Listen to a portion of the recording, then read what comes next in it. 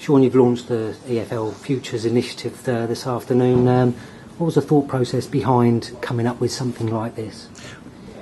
There's a lot of great clubs that form the EFL, Colchester United being one of them, who spend a massive amount of time and money developing young players.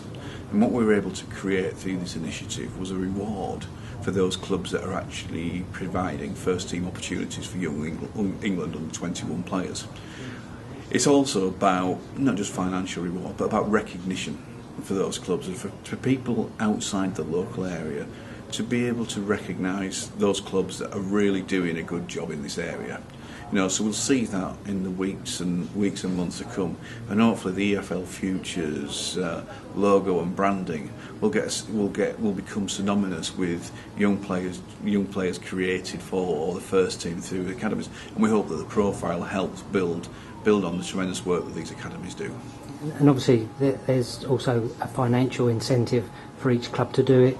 I mean, is that something that you always knew was going to be involved as well as that recognition?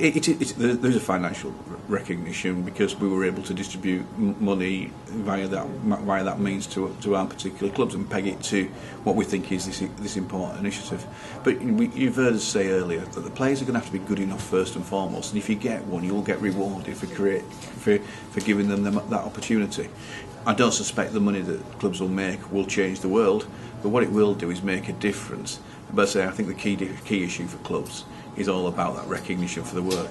And if the fact that you could demonstrate that you've got X number of EFL Futures players inside your squad, when that young player that you're trying to sign has the opportunity to make that choice, if he follows where the opportunity is, then every single club's going to benefit. Yeah, and obviously here at Colchester, part of what Robbie Cowlin, the chairman's doing, is also kind of looking at other ways that these young players will in the future make money for the club.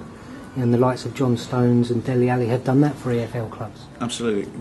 That transfer fees are greatly increased for those young players who A have been successful, but B have got relevant first team experience.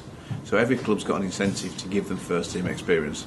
The player wins, the club that's selling the player wins, and actually the club that's buying the player gets a player that's nearer and more ready for first team football.